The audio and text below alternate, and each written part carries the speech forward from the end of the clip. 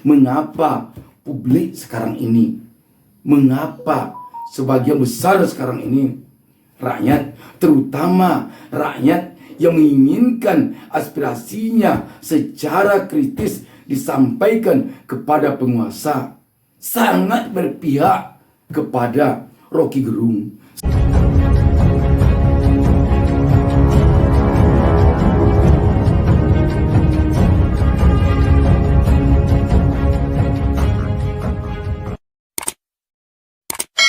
Assalamualaikum warahmatullahi wabarakatuh. Kita berjumpa lagi dengan saya Bustami Narda. Sahabat BN, menjadi pertanyaan bagi kita, kenapa publik tampak begitu memberikan dukungan besar terhadap Rocky Gerung ketika Rocky Gerung melancarkan kritikan yang sangat pedas kepada Presiden Joko Widodo, sampai-sampai dia mengucapkan kata-kata bajingan dan tolol. Apa sesungguhnya yang terjadi ini? Padahal pendukung Joko Widodo kita saksikan marah sekali karena ucapan dari Rocky Gerung ini. Apa sesungguhnya yang terjadi ini? Sahabat BN, kalau kita perhatikan, ini adalah disebabkan oleh parlemen kita sekarang ini. Tidak bisa lagi diharapkan oleh rakyat, oleh publik untuk memperjuangkan aspirasinya. Rakyat atau publik melihat sekarang ini parlemen kita, anggota DPR kita, termasuk juga anggota DPD kita, sepertinya telah dengan single majority berpihak kepada penguasa. Dengan demikian, publik atau rakyat tidak bisa lagi berharap parlemen kita di Senayan bisa menyuarakan aspirasi rakyat, apalagi menyuarakan aspirasi rakyat, memberikan kritikan kepada penguasa sekeras yang dilakukan oleh Rocky Gerung, sekeras yang dilakukan oleh pengamat-pengamat yang sekarang ini bergerak di media sosial, khususnya di channel-channel YouTube. Kenapa kok tampaknya publik saat ini begitu mengendrungi channel-channel YouTube? Itu juga dikarenakan kelihatannya sekarang publik juga tidak bisa berharap banyak ke media yang selama ini tempat mereka berharap untuk menyuarakan aspirasinya secara kritis. Karena apa? Karena memang kelihatannya terkesan telah dikendalikan oleh penguasa. Demikian juga dengan lembaga-lembaga penegak hukum kita. Sebut sajalah Mahkamah Konstitusi, MK. Sebut juga KPK. Juga rakyat tampaknya tidak bisa lagi berharap banyak kepada lembaga-lembaga penegak hukum kita itu. Kenapa? Rakyat mengesankan sekarang ini tampaknya semua yang kita sebutkan itu tadi telah berada di pihak penguasa.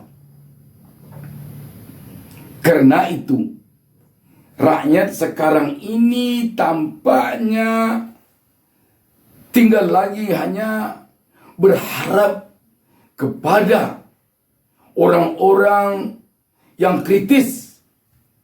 Katakanlah seperti Rocky Gerung, Riza Ramli, Refli Harun, dan sejumlah yang lain. Sahabat BN, Memang di negara manapun di dunia ini yang namanya negara demokrasi, lembaga wakil rakyatnya haruslah menjadi lembaga yang benar-benar bisa menyuarakan suara rakyat. Parlemen itu gunanya diadakan dan dibiayai oleh rakyat untuk mewakili rakyat, menyuarakan suara rakyat kepada penguasa, kepada eksekutif.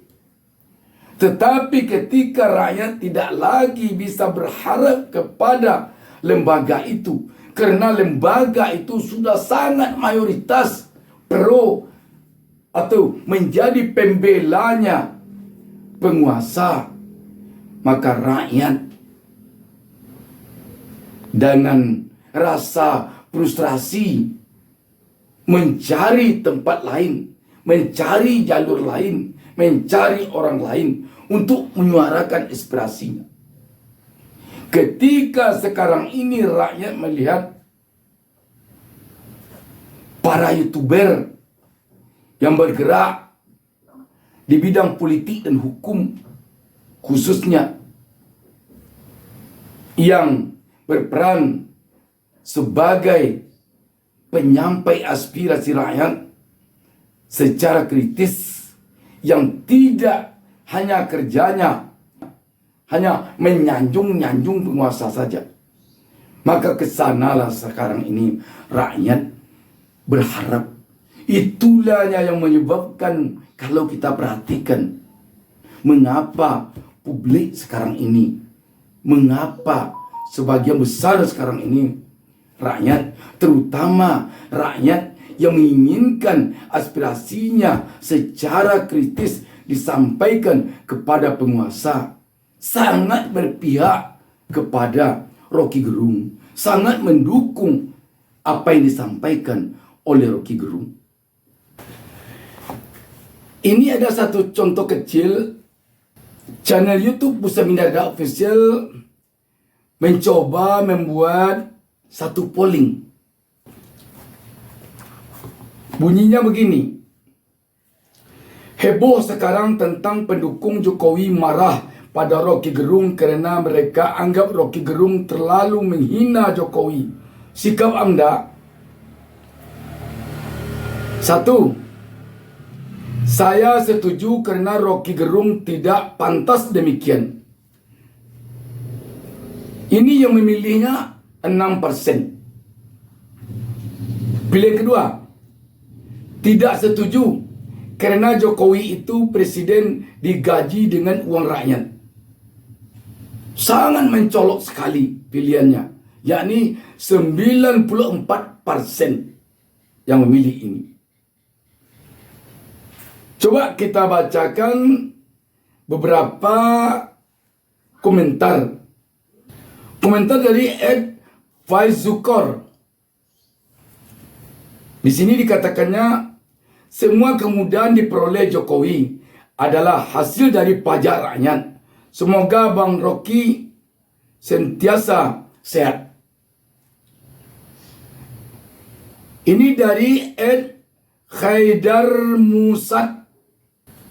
Komentarnya berbunyi, Bung Rocky mewakili kemarahan aspirasi rakyat, sebab cuma dia yang paham dan mampu berargumen dengan dasar yang kuat untuk melawan penguasa yang memanfaatkan jabatannya mengkriminalisasi orang tertentu. Terima kasih, Bung Rocky. Saya bacakan satu lagi karena sangat banyak di sini komentar. Ini komentar dari Ed Akuntes Samsung. Bunyinya, kita dukung Rocky Gerung karena negeri memang harus punya orang-orang seperti dia, agar rezim ini juga mau mendengarkan aspirasi rakyat, agar jangan terus-terusan arogan. Walaupun yang memberikan suara pada polling ini sangat kecil sekali, yakni hanya 1.800 suara, tetapi setidaknya ini dapat jadi pedoman bagi kita. Ini merupakan pengalaman untuk kita ke depan, sahabat BN yang berbahagia, bahwa di negara ini keberadaan wakil rakyatnya, keberadaan parlemennya bukan hanya untuk sekedar tukang stempel, bukan hanya untuk sekedar memuji-muji penguasa. Bukan itu yang diharapkan oleh rakyat, keberadaan dari parlemen ini. Tetapi keberadaan parlemen ini yang diharapkan oleh rakyat adalah penyambung lidah rakyat untuk menyampaikan aspirasi rakyat kepada penguasa,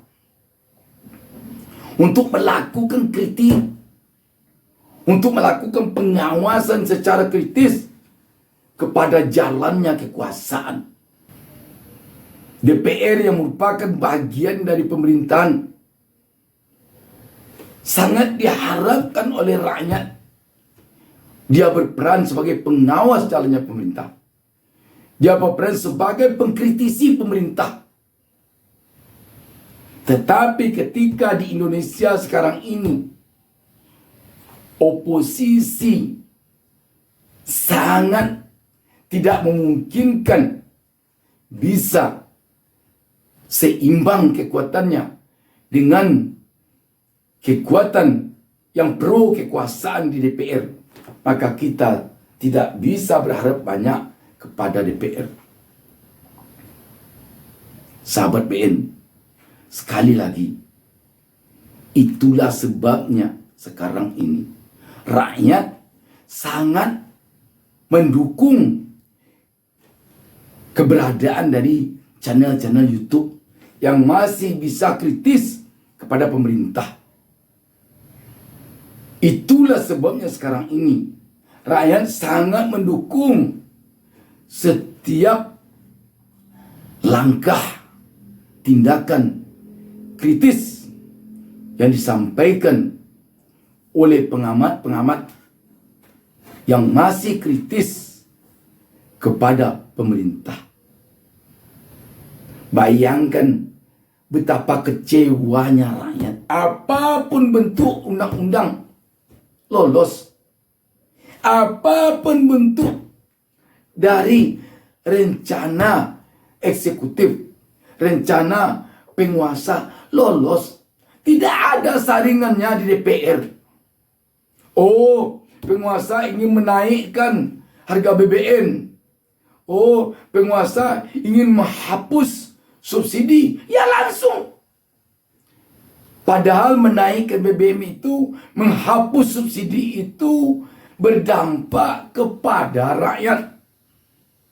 Tetapi wakilnya di DPR, karena pro-nya bukan kepada rakyat yang memilihnya, tetapi pro-nya kepada penguasa yang menginginkan subsidi dicabut, yang menginginkan BBM naik, ya lolos. Sahabat BN, sekali lagi, ini hendaknya menjadi pembelajaran bagi kita di negara demokrasi ini. Sehingga ke depan rakyat tidak putus asa untuk tidak memilih. Rakyat tidak sampai nanti pasif.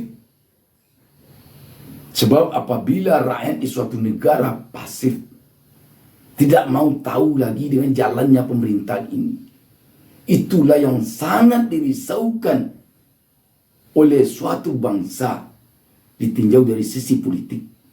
Sekarang ini kita lihat semuanya seakan telah memang betul-betul berada di pihak eksekutif. Apapun sebutlah. Maka rakyat sekarang pun menilai, lembaga-lembaga survei pun yang terkenal dengan realistisnya selama ini, yang terkenal dengan netralitasnya selaku orang yang rata-rata berada di akademisi, sekarang rakyat tampaknya terkesan seperti telah tergerus kepercayaannya Kenapa? Memang karena fenomena yang terjadi di negara ini akhir-akhir ini. Rakyat sepertinya mengesankan semua sekarang lembaga telah berada di pihak eksekutif. Makanya sekarang ini kita melihat rakyat hanya lagi berharap kepada lembaga media sosial ini lagi, terutama channel YouTube yang diisi oleh orang-orang yang berani, yang mau, yang merasa terpanggil untuk menyuarakan suara rakyat, meskipun dengan risiko yang sungguh sangat besar dan sangat berat yang harus mereka hadapi. Sekarang kita telah berada pada tahun-tahun pemilu dan pencoblosan di TPS tanggal 14 Februari 2024 hari Rabu. Tinggal hanya kita menghitung hari lagi. Kita tentu berharap kepada partai-partai yang ada sekarang ini, yang di dalamnya telah ada sekarang ini daftar calon legislatif, kepada calon-calon anggota DPD sekarang ini. Rakyat tentu bermohon dan berharap agar benar-benar luruskan niat dari sekarang ini untuk nanti kalau terpilih benar-benar berpihak kepada rakyat. Karena yang menggajinya adalah rakyat. Dapat kita lihat sekarang, apapun yang terjadi sekarang ini, mana suara wakil rakyat? Mana? Sebab suara wakil rakyat yang berada di oposisi sangat tidak memungkinkan untuk bisa didengar oleh rakyat, karena mereka sangat sedikit. Yang mayoritas tunggal itu, yang single majority itu telah berada di pihak penguasa. Mari kita jadikan ini pengalaman untuk melangkah ke tanggal 14 Februari 2024 hari Rabu, hari pencoblosan bagi rakyat nanti. Demikian, wassalamualaikum warahmatullahi wabarakatuh. Jangan lupa subscribe. Jangan lupa subscribe.